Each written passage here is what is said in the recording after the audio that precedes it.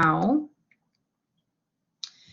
and go ahead and get started. So yeah, welcome everyone to this special kind of discussion about philosophy majors and the important documentation that goes into how you can, the documents that you'll need to help find a job. We'll go into a little bit more detail here, but for starters, if you're not familiar with myself or SuccessWorks, my name is Beth Carabin.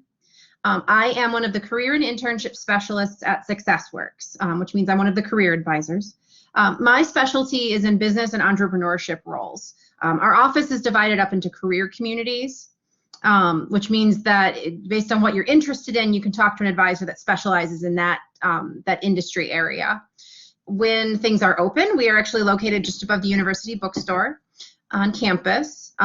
Right now, we are always open at successworks.wisc.edu. So if you have any questions about career advising, we are definitely available as a resource. We offer one-on-one advising. You can make 30-minute appointments with us. We do resume reviews, workshops like these and others that are organized throughout the semester. And then we can help answer any questions related to a job search or career planning. So definitely make use of our services. So talked a little bit about myself to kind of get things warmed up here. Today, like I said, we're going to talk about resumes, cover letters, and how to present yourself as you begin career searching and as you begin job searching. Just to kind of start the conversation here, why doesn't everybody drop a word or a phrase that comes to mind when you think about jobs and careers for yourself? Kind of what your thoughts are, how you feel about it, what kind of track you think you're kind of heading on, anything that kind of comes to mind, just to kind of get us thinking in the direction here. Experience, yeah. Career is basically a compilation of all of the experience you've acquired over time. So that's it's a good way to think of it, and in a positive way. Let me see. Qualifications, right? That's one that often comes up with students asking, you know, what am I qualified for this? And we're going to talk a little bit about how to kind of answer that question of, am I qualified for such and such position? Yeah. Requisite, selling oneself. Yeah, exactly. That's a lot of what we're going to talk about today. The phrase that I like to use for this is called personal branding. But basically, that's just finding a way to talk about yourself that explains what you know about to be true about yourself to other people. We do that through resumes and cover letters. So we'll go into detail on all of these. I'm glad that we're kind of thinking in that direction. Throughout this presentation, I want to have this kind of be an open discussion. So I'm going to leave the chat box open, so I'll be watching for questions. Please leave your audio off unless you're speaking, just so we don't get feedback. But definitely feel free to share video and share your audio if you do have a question. Feel free to raise your hand. In the bottom of the icons here on the Blackboard screen, there's a little icon of the person raising their hand. If you click that, it'll show me that you have a question and you can turn on your audio. Or again, you can drop them in the chat box and I'll respond to them in kind as well. Finally, this presentation, as a reminder, is being recorded. It doesn't record the chat, but it will record your audio, so just so you know about that. And you will be able to access this later if you do have more questions. So let us get started. Today we're going to talk about resumes and cover letters, and we're going to talk about some things around those topics as well. We're going to start off just kind of doing an overall of what is a resume, some good practices for what it should look like. We'll do the same thing with cover letters just to give you kind of an overview, and then we'll finish up by talking about how to use both the resume and the cover letter to communicate your experience and your achievements to employers, to maybe graduate programs. If you're applying for those in the future, this would all be applicable. If you're applying for other things that maybe projects or scholarships or things like that, this is all applicable for resumes and cover letters. So to start off, what's the purpose of a resume? This seems like a really obvious answer. It's a document that shows somebody what you've done. It's a list of everything you've ever done over the course of your career. But even more than that, a resume is really, I have it written down here that it's a marketing tool in which you can kind of sell yourself to someone who's you want to work for. Another way of thinking about it is a collection, kind of a showcase of your proudest achievements. And that can be anything with regard to things that you've learned over time from academic activities, skills and abilities that you've developed through different experiences, awards and achievements that you've won. You get to decide what's on that resume. We'll talk about some general guidelines about how a resume should look, but really the most important thing about a resume is that it reflects you and how you want to be seen as a professional. Employers use that, of course, to screen for candidates for their jobs, but an employer really wants to know when they look at their resume, what is this person going to bring to my company? If I hire them, or my program or what have you, if I bring them onto my team, what is that going to mean for my activity? So the more detail on a resume, the better it will be to connect with that employer. The more they'll know about you, the more that they will understand what partnering with you, what working with you at work will mean for them. So it's more than just a laundry list of everything you've ever done with dates and titles. We'll talk a little bit about how to expand that. Things that a resume should have. A resume really should be ideally tailored to the kinds of positions that you're interested in. If you have a job that you really are interested in getting, it's not a bad idea to customize the resume to that employer or job opportunity if you're targeting a particular industry. Generally, though, you want your resume to kind of reflect what you're applying to. So maybe you don't rewrite your resume every time, but you will take an eye to it and say, is this the strongest case for me being qualified for this job? Other required things. A resume is in reverse chronological order, which means it starts with the newest experience first and then works backwards. So if you're categorizing all of your experience through college from college into high school is going to be at the bottom of that resume. In general, as you move through your college experience, your high school experience will fall off the resume. You kind of replace your high school with your college with your professional, and then professional will continue to stack as your career progresses. If you don't write your resume in reverse chronological order, people are going to kind of get confused. So that's why that's an important thing to have. Resume should also be easy to read. Often this is done using visual formatting. So we'll use some examples of that to describe subheadings, bolding and underlining things, using bullets to make them visible. A resume has to be able to be read and parsed, at least for summaries, very quickly. When somebody reads a resume, their first read is you always hear this, and it's very true, the first read of a resume is quick, maybe 10 seconds, 30 seconds max. However, if they like your resume, the hiring manager will go back and read it more in detail. So that's why it's important to have it be scannable and in depth. So it's also good to, however you end up formatting your resume, it's a good idea to save it as a PDF. That will freeze the formatting so that if somebody opens your resume on a different computer and it's in a Word document, if it's an older program of Word, it'll change all your formatting. So the PDF will ensure that it's the same resume every time, just for consistency. A resume should, another thing that's on here is a resume should also be one page. As you get more experience, it can get longer, but for undergrad students or recent grads, you definitely want to limit it to one page. So that's kind of another kind of interesting aspect of designing your resume, is deciding what you get to put on there. Again, there are no rules that say you have to have every piece of experience or only your most recent experience. You get to decide what you include on there to showcase your qualifications. So, talk a little bit about formatting. I talked about putting relevant information first. That's especially true as if you're dividing things up into subheadings. Often what students will do is if they're applying for a research position, you might put your education first. If you're applying for extracurricular activities, maybe a club that has an application requirement, you might put your extracurriculars higher up on the resume than other things. That's all subjective, but the important thing is, again, to kind of front load the information so that if someone reads it, they're scanning the important stuff first. Consistency is, of course, crucial.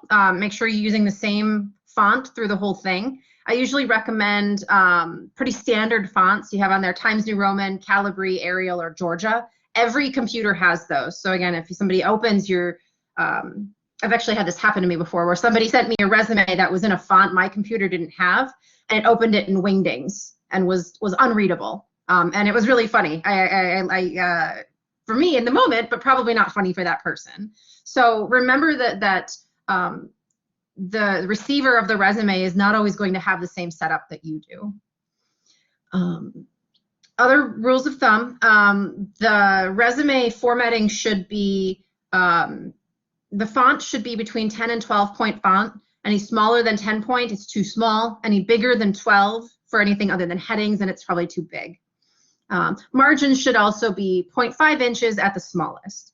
These formatting tips are important because once you write the content of your resume, trying to get it all to fit on one page is kind of a tricky item. So one of the things you can do to make that happen is to play with the formatting to get it all to fit on one page. Again, it doesn't have to, aside from these kind of rough guidelines, you can do whatever you need to get it to fit. So that is good to know. I usually recommend students, though, focus on the content first of the resume and then worry about the formatting.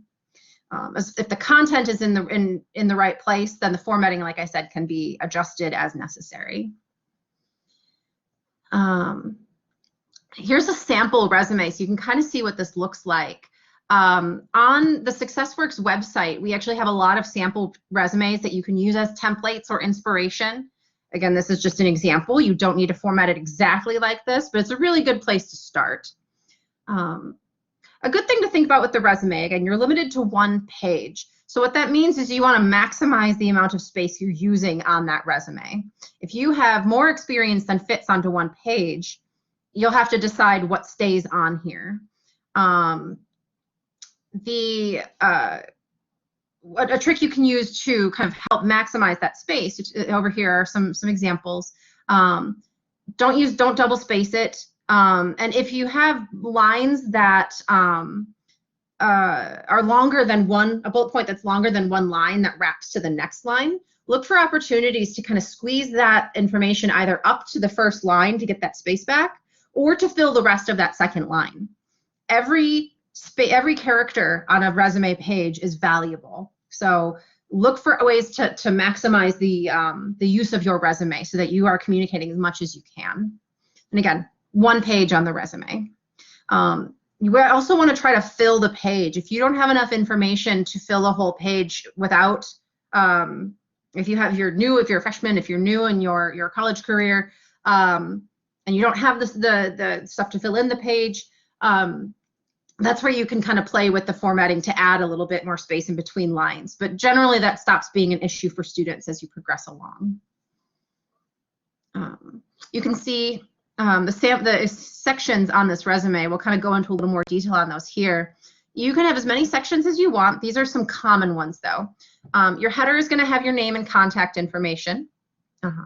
If you don't want to put your street address, that's becoming more common. You at least want to have your phone number and your email on here. It's also common to put a LinkedIn profile. So if you have that, you can put it on here too so that someone can see your full profile and network with you online. Minimum though has to be the phone number and the email so that somebody can get a hold of you, of course. Your education is what it sounds like. It's where you can put, it's where you put your major, your graduation date. Relevant coursework is worth talking about a little more. Relevant coursework, it's good to put the stuff that is unique there. You kind of want to avoid classes that everyone in a particular major takes. If you're studying philosophy, for example, intro to philosophy is a given. Everybody takes that. So what's better to do is to think about the classes that make you unique and kind of bring a special spotlight to you. If you've taken philosophy classes related to law and you're interested in a legal profession, that's relevant, showing that you've specifically studied this thing. So again, try to make purposeful decisions about what you include here. What are you trying to communicate with someone with what you include on the resume is a good question to always be asking. Experience, I've seen this broken down into work experience and other experience. I've seen people pull their extracurriculars or their clubs out. I've seen them call that leadership instead of extracurriculars. You get to, again, define how this is being presented to someone.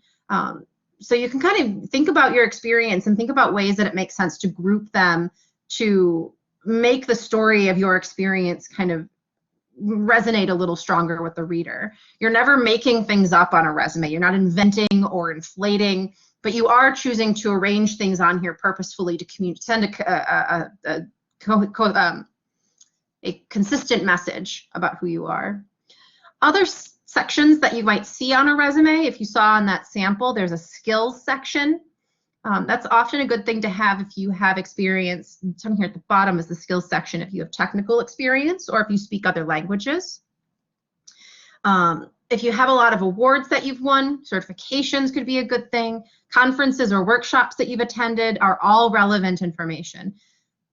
Long story short, everything you do is relevant experience. So you just need to find a way to kind of make that story kind of make sense on the resume when you include these things. Now this might be a good time to pause. Does anybody have any questions about resumes, about what we're talking about so far?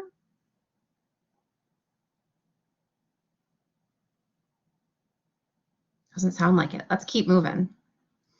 Here are some examples of headers, so you can kind of see what these look like. Again, there are templates on SuccessWorks' website. Some of this stuff is repeat, so I'm going to kind of skip through some of this here. Oops. Here are some examples of education formatting. Note how it's using, all three of these examples are using bullet points as visual markers to make the resume a little easier to read. Whenever you write a resume, make sure to kind of, it's a good practice to kind of run it by somebody who's never seen it before, a friend, a family member, a roommate, and just say, does this make sense? Can you read this? Is this like making your eyes bleed? Because if it's unreadable, that's a great way to make sure you're not going to get called about an interview. And making the resume readable is fairly straightforward with a little bit of kind of clever formatting. So you can use these as inspiration for building your resume from here. Note how the dates are all lined up on the right side as well. That's another resume convention that you really should try to adhere to.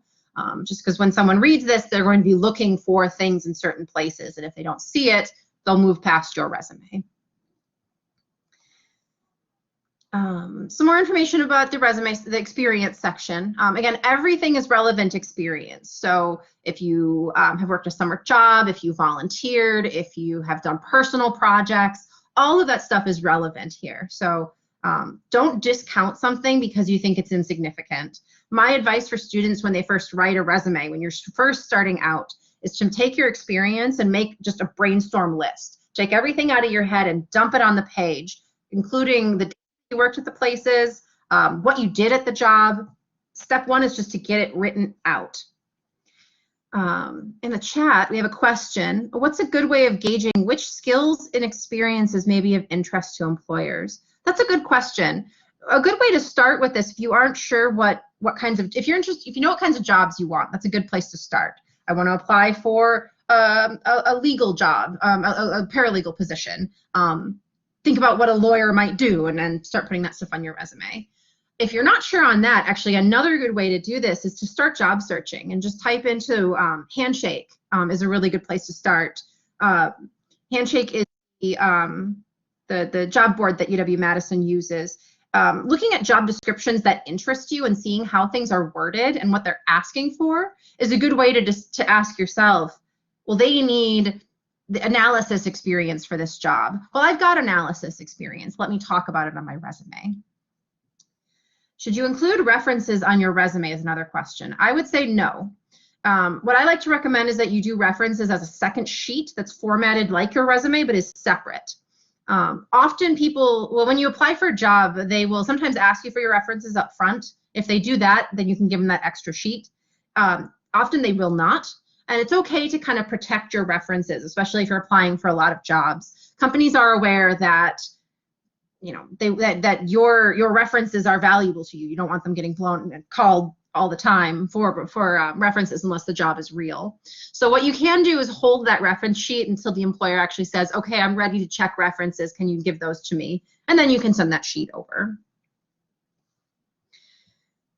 So kind of continuing on, some examples of experience with bullet points. This is much the same. You can see that extracurriculars and student org activity is formatted exactly like the experience sections. So as long as you're consistent through the whole thing, then you will be good. I want to touch briefly on bullet points because this was really important. When you write your bullet points on your resume, you start with your list of everything you've ever done for your job. A good bullet point on a resume is going to have a couple components. It's going to start with a verb that is an action verb, not a passive verb, like was a member of something or did something is weak. Did, was, is, had, those are really vague verbs. They don't really communicate much. Action verbs are going to be verbs like resolved, utilized, analyzed, processed, managed, words that help describe the work you did in that verb.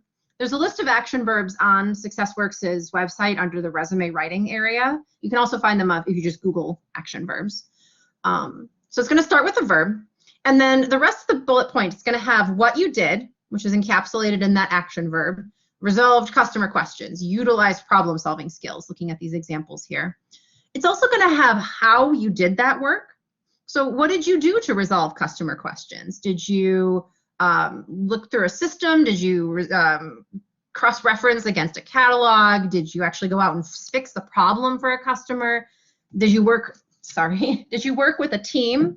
All of this information is useful to help the person reading the resume to understand exactly what you did. Like I said before, resumes are your chance to tell somebody who you are on the terms that mean the most to you. So that how section is really important to help somebody understand exactly what you mean when you say I problem solved on this job. The third part is why. Why did you do this work? The why can manifest in a number of ways. It can be what did doing this work benefit the organization? How does your work, your impact here benefit the company or the org? In things like seminars or clubs where maybe you didn't produce anything physical or produce an end product, you can talk about what did you learn? Why are you better for having done this activity? What did you gain from hearing someone speak or attending a workshop? This can also be, was your activity successful? And if so, how do you know? That why is really important because basically what you're answering with that part of the bullet point is why should somebody care that you did this thing?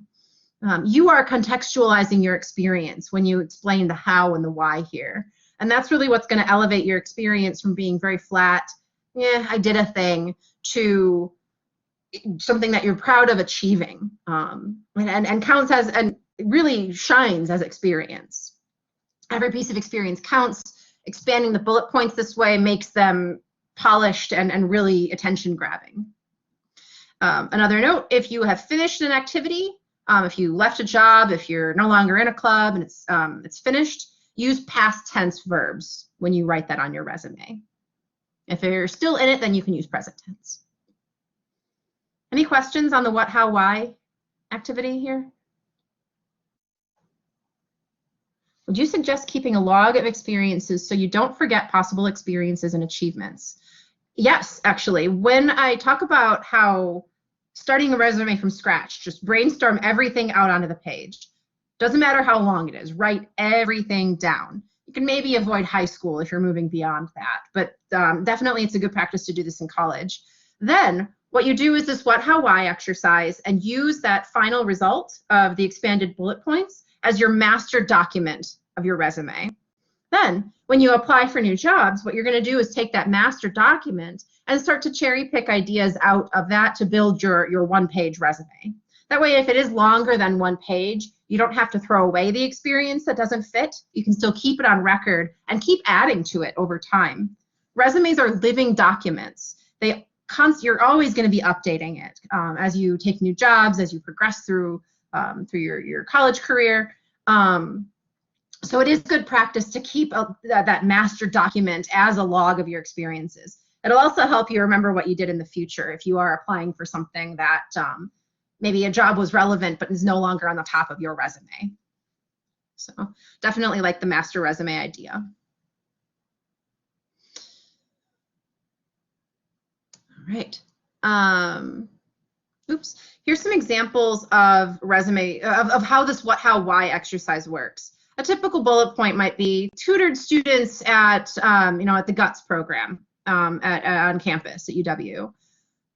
Well, there's so many questions here. What kind of tutoring did you do? How many kids did you tutor? What age were they? What subjects? What strategies did you use to help them stay on track?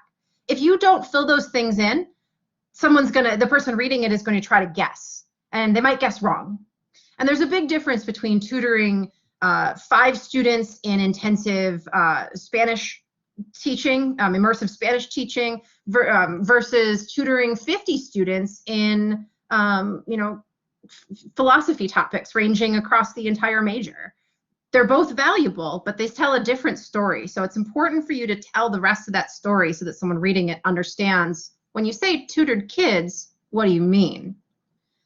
You can see the improved bullet point here at the bottom includes a lot more information about frequency, number of students, how this person did the tutoring, and actually has the why statement here of it measurably improving test scores. Were you successful? Yes, I was. My students' test scores got better. That's how I know I'm good at this. If you need help with this exercise, you can always come talk to the folks at SuccessWorks. We can help you kind of talk through these ideas. I do encourage you to give this a shot on your own, though. It's kind of hard to wrap your head around at first, but it gets easier as you go through it, for sure. Let's switch gears and talk a little bit about cover letters, which are probably the trickiest thing to get the hang of, but actually once you know kind of what the purpose of these are, it becomes a lot easier. Actually, before we start on this, any final questions on resumes before we switch tracks here?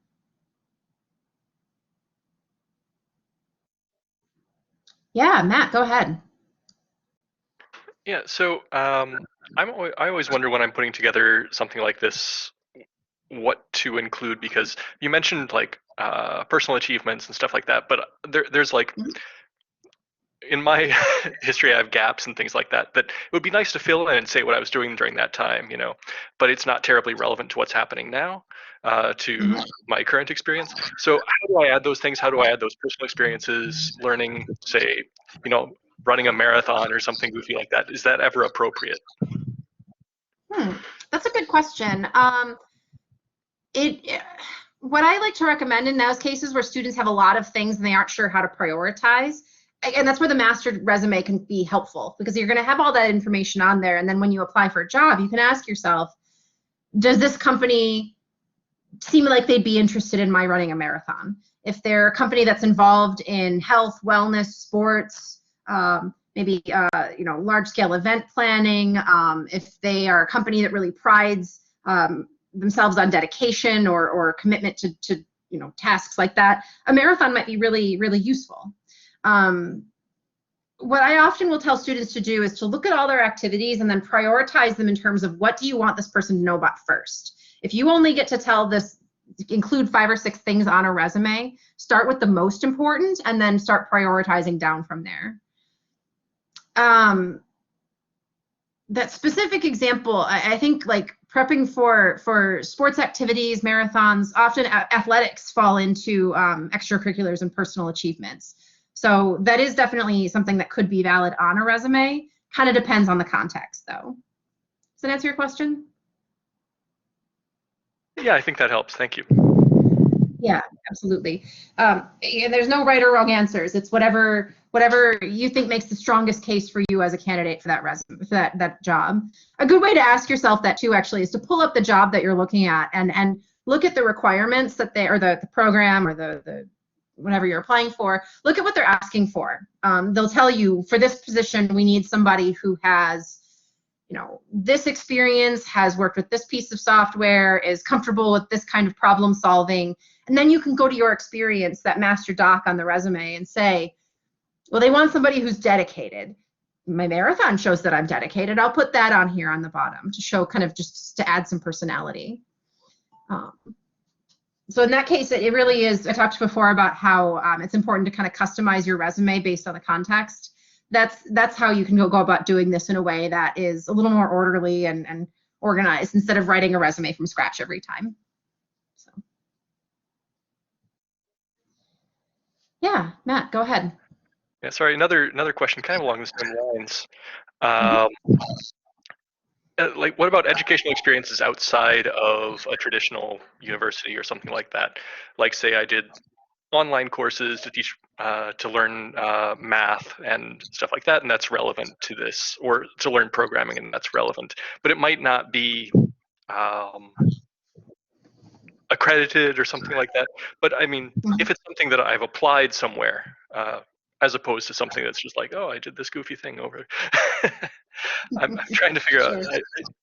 Sorry, I just have these strange questions. Yeah, so there's a couple different ways I could see that working. If you've taken courses to supplement your activity, if it's from a source that's name recognizable, you can list that as, like people will take Coursera courses, or like lynda.com, for example. That's a good way, because people know what that is. So you can say additional coursework through blah, blah, blah, blah, and here's what I've taken.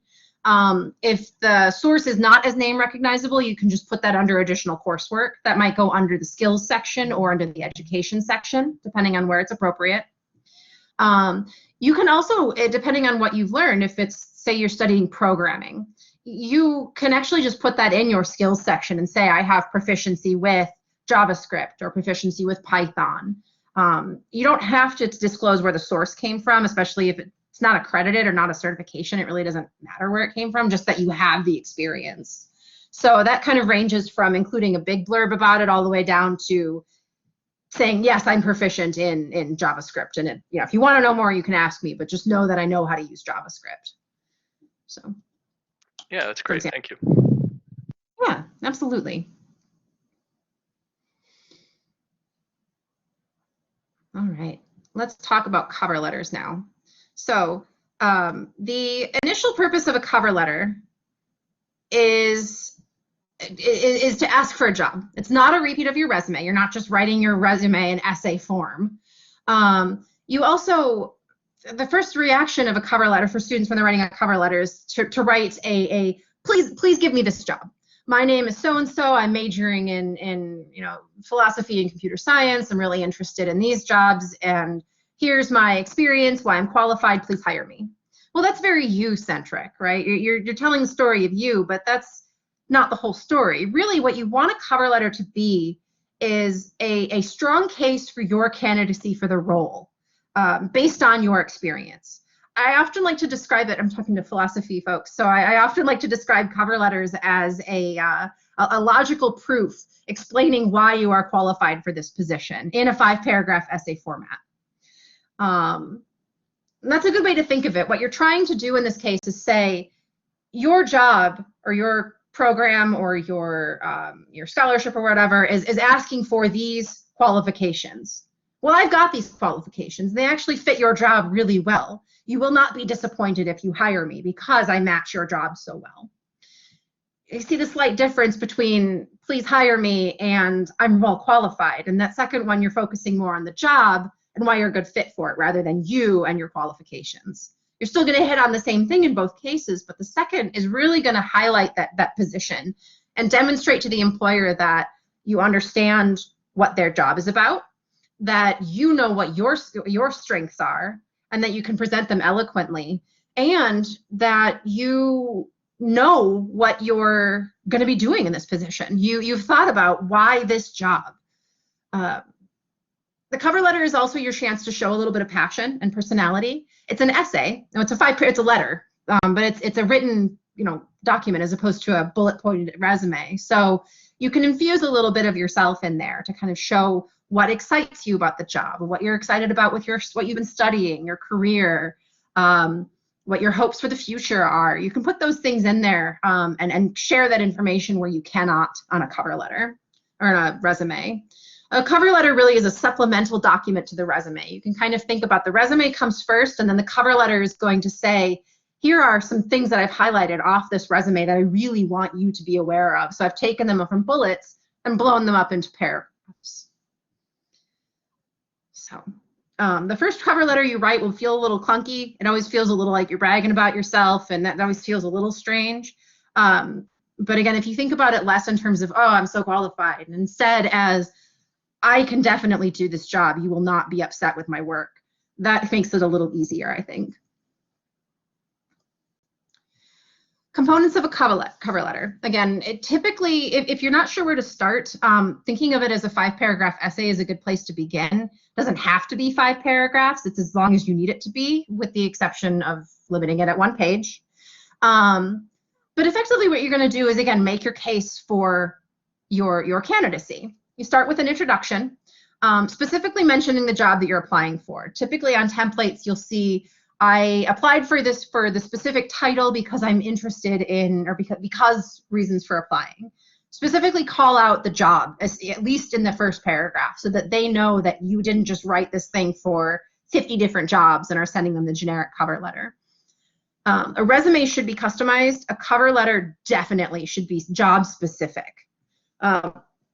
Whether you write a new cover letter every time or not, there are ways to kind of lessen that workload, but you really should edit and tailor a cover letter for each specific job, because again, you're trying to show your interest and your enthusiasm for this job. If it's a generic cover letter, you blend in with the pack, and that's no good. Your body paragraphs are your proof statements. You're going to demonstrate, state that this company, you want somebody with analytical skills. Well, I've got those analytical skills from my example doing research support at the UW, from my internship or my job at such and such, from my organization or my personal project. Therefore, you know that I can do this thing. Definitely hire me. And then in conclusion, as I said, kind of summing it up with kind of summarizing your whole topic here. And asking for them to reach out to you if you have other questions. There are also templates for cover letters on SuccessWorks' website, so if you want to visit that, you can definitely find them there. Some things to inspire cover letter writing. You can ask yourself, what about this, again, specific job? Why is this job exciting for you? It doesn't have to be earth-shattering, that this job is going to help me, solve all the greatest mysteries of life. It can be as simple as, I like your company and I want to get the experience, but be specific about that sort of thing. You can also ask yourself, what have you done that demonstrates your ability to do that job? We're going to talk about transferable skills in just a minute. So again, looking at the job description and asking yourself, when have I done this thing that they're asking for? Find examples on your resume to apply to it. That's a little bit easier than trying to fit your experience, looking at a job description and saying, well, I don't have these experiences. Instead of saying, I don't have that experience, ask yourself, how can I get close to it? How can I explain my experience to show that I could learn this thing that I haven't done yet before, or that I have done it, but on a small scale? Often you have actually done the work, just in a different capacity than the employer is envisioning, and that's okay. That's part of what this cover letter is doing, is explaining that even if the experiences look different on the surface, they're actually the same thing. It's also a good opportunity to do some research into the company and to show that off a little bit. People like to work with people who are excited about the same things that they are, and people like to know that they are, of interest, that they're appreciated, that somebody wants to talk to them. So that enthusiasm, that attention, that that acknowledgement of a company's values or goals that align with yours can really, again, emphasize this job is important to you. And that's what the cover letter is attempting to share. Any questions on cover letters?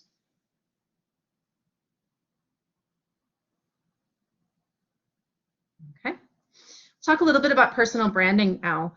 Personal branding is the the businessy catchphrase here, but really what this means is, well, what we've been talking about with resumes and cover letters. It's presenting your experience in a way that communicates who you are, how you envision yourself, and helps them see see what you see in yourself. We talked about how to do that with the what, how, why exercise, using the bullet, or with the way cover letter is composed. And your resume is designed to show your skills through action. Kind of relating to the question that Matt, you asked, how do I put my marathon or my personal projects on my resume? The important thing, you can put anything on your resume. Marathon is totally viable to put on there, but you have to put it on there in the context that it makes sense. And you can't really, your resume is set up to show activity through action. Which is why it's good to do things like internships, jobs, volunteering, joining clubs, getting opportunities to do what you're learning and what you want to be doing in the future. If you've done a thing, it can probably go on the resume, but you got to do the thing first. We talked about this a couple times too. A resume and a cover letter, you can put anything on there. Every experience is valid. Working at the dining hall, that's valid. Sounds like organization and team leadership to me. If you were helping organize a shift, were you tutoring students? Well, that sounds like you're helping other students kind of learn and understand complex ideas, which happens all the time in the business world or in any company, actually. Any organization, any job is going to have communication skills. So every experience is valid. You get to tell us why it's valid. That's the best part about the resume. It's also good to add things to your resume to test out, to showcase your transferable, your skills, and also to learn for yourself if you'd want to do that in the future. So building that resume will also help you answer questions about what it is that you want to do for moving forward, while adding more experience to your background. So. Transferable skills is a phrase I've used a couple times. Basically, it just is a core set of skills and abilities that can be applied to a wide range of different jobs and industries. Common transferable skills, kind of boiled down to their skill, is communication, leadership, problem solving, analysis, writing, producing reports or doing research, gathering data, working with customers, being a liaison or facilitating events. Those things can all have specific contexts if you do them in a biology or a research or a legal context, but every job needs those things. And that's again where the why is important on your resume, showing that yes, I've done this thing and this is why it's relevant to other industries outside of whatever it is I did them in to start with. I also wanted to touch briefly on philosophy and how this kind of applies, because I find that kind of making that connection can kind of be a little bit of a tricky place to be. You're learning what you're picking up what you're learning in your major, but how does that apply outside of your major? The best thing about, my favorite thing about philosophy is that everything is philosophy, because everything is about people and understanding how they think and process and operate and how the world works and why. I kind of went through the main branches of philosophy to kind of give you some ideas of how these areas might branch into other areas. Aesthetics, understanding the principles, or understanding why art and culture work is useful in understanding any role that works with other humans that feel and react and enjoy and interact with artistic things. Marketing, entertaining, communication. If you understand why art works, then you understand how those businesses work. You study ethics. The obvious one is obviously law, but this also applies to basically a lot of industries right now that are rapidly changing. Ethics can find a great home in social justice, in financial areas, in deciding government policy and kind of planning in that respect. Regulation-based industries like medicine or science or engineering or other things where it is important to think about, but how is this going to impact the people involved? If you're stuck on what kinds of jobs you want to look for, these are all really good places to kind of begin your keyword search. So I hope that this is kind of helping illustrate these. Epistemology is great for basically anything. It's good for strategic thinking. So if you're big on epistemology, you might look at like analysis-based positions, um, in particular things like business analysis or technology analysis, consulting is all going to be about why are we doing this thing? What is the goal and how are we going to get there? Metaphysics really branches really nicely into leadership and also more strategic ideas. Metaphysics always feels like the kind of big, whoa, it's metaphysics of the world. But all of those things come down to why are we doing what we're doing at all? What is the purpose of our business? How can we, create a new concept for what our business organization wants to do, and then how are we going to get there? Understanding the core of kind of how concepts are formed and how reality exists around people all can kind of be translated to those big strategic ideas. And then finally, logic also. Law is the obvious one, but this can also be any critical thinking or analysis profession. Product development is a good example. If we want to build a self-driving vehicle, what do we need to know about how it's going to get there? What pieces do we need to understand about how it's going to go from concept to actual product? There's engineering involved, but engineers are good at building the thing, not necessarily about designing the thing. Risk management can also be an area that logic is good in. That's going to be consulting, business management, understanding the risks that a company might take and kind of looking for ways to manage those or kind of plan ahead for them. I know a lot of philosophy majors go into programming and system thinking. That lines up really well with that kind of this kind of practice as well. So I wanted to share this slide. This is a diagram that we use in our office pretty frequently. It's called the career journey. Basically, these are the steps that students go through as they are trying to figure out what they want to do in the future. And actually, this cycle continues for the rest of your life. Everybody is constantly reinventing their careers and deciding where they want to go with their careers. And that goes through a stage of understanding what is out there, understanding it a little more through exploring, trying it out, figuring out how you're going to communicate that experience to people, and then actually moving on to the next step by launching. And you see it kind of moves around in a circle that way. So the resume and the cover letter are just the written copy that helps you articulate this career journey that you go through on a daily, weekly, monthly, yearly basis. If you are, again, descriptive with your information, if you are taking the time to kind of explain why something matters, then it will strengthen your ability to kind of help other people see how you've gone through this process yourself and why that's made you a better professional. I'll open up for questions now. Some other tips though before I do that. Again, SuccessWorks is always available with a lot of resources. You can take appointments with us, quick same-day appointments or longer 30-minute appointments with specialists like myself. We have sample resumes, a lot of resources for prepping for career activities, interviews, cover letters, all that stuff. If you still aren't sure where to even begin your search too, the CEC, the Career Exploration Center, is a great place to go as well. There you can take your interests and say, I'm interested in such and such area of philosophy, or I really want to major in philosophy and something else, or what have you. And then the CEC can kind of help you talk through what your options are and kind of figure out where to go from there. So, what questions can I answer about anything that we've talked about today?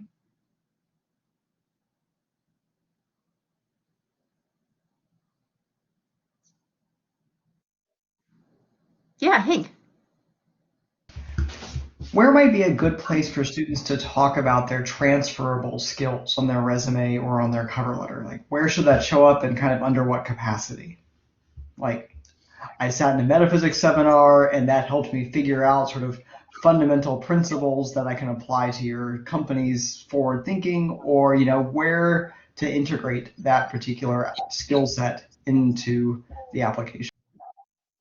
Yeah, so if you're talking about something like a seminar, that why part of that is where you can kind of say, this is applicable for whatever position you're applying for, because I gained the ability to think about topics in the way that you want them to understand. So if it's a metaphysics lecture and you're interested maybe in applying to law school, when you talk about it, you can say, well, what about this metaphysics lecture has prepared you to better understand the legal practice? Maybe you better understand the nuance of how people process experiences, or how to really get to the bottom of what a concept means. When somebody says jurisprudence, what does that actually mean? That why is really where you can finish that thought of, and here's why this is relevant. Another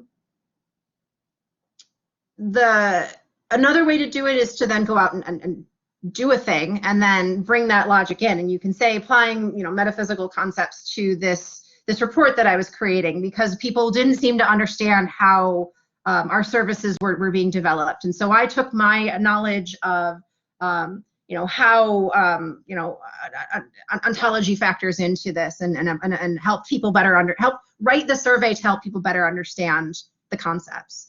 That's also a good place. A cover letter is a really good place to kind of use those phrases that might not naturally fit onto a resume. You might not be able to throw metaphysics around on the resume as easily, if depending on the circumstances, but certainly on the cover letters, where you can say, I studied philosophy and here's why this is important to you. You at such and such consulting company maybe aren't aware of how metaphysics factors into things like this, but here's why this is relevant to the kinds of activities that I'd be doing at your company. So yeah, looking for ways to kind of, again, filling in that why. Why is this relevant? Why should they care? Is kind of a good way to approach that, and try to find ways to sneak it in there. Thanks. Yeah, absolutely. What other questions do y'all have for me?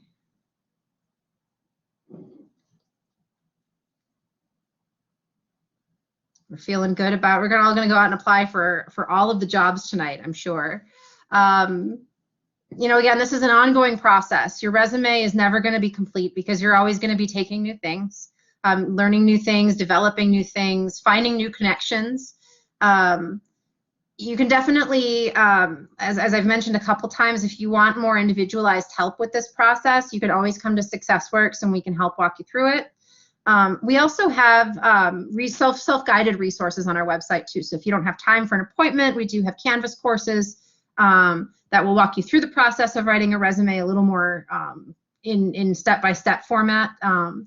If you're curious about job searching, if you aren't sure how to begin that process, we're actually hosting a half-an-hour Jumpstart Your Job and Internship Search workshop on March 24th at 11 o'clock. So it's going to be a rapid-fire 30 minutes, quick and dirty. Here's how to apply for jobs. So if you want that kind of guidance, definitely visit SuccessWorks' website and take a look at the events that we're hosting. There's some cool stuff that's coming up. Yeah. Thank you so much for having me today. I hope this was informative. Definitely have more time for another question or two if any come up. If you have specific examples too, I can always try to parse those out in conversation too, like the ones that Matt presented.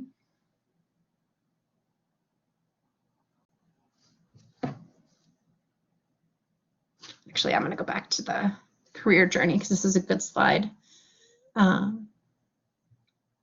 Yeah, successworks.wisc.edu is wisc.edu is a great place to go if you are looking for those resources. It's a good starting point. And every college on campus does have its own career advising office too. So if you're double majoring in something as well as philosophy, and you're in a different school, you can always go to those folks too and get different experience or get different advice. I actually recommend talking to as many people as you can to kind of build knowledge about the careers you're interested in. You don't have to go to everybody to get different resume advice, because the resume is pretty much the same. But if you're curious about different industries from different perspectives, definitely feel free to visit the CEC, to visit myself, to visit other offices as relevant. Y'all are philosophy majors though, so you are always, anybody with a major in the College of Letters and Sciences is able to access SuccessWorks' resources. And you can access us for up to 1 year after your graduation. So if you are graduating in the spring, if you're close to graduation and want to kind of plan for the future, know that we are still here as a resource even after you graduate.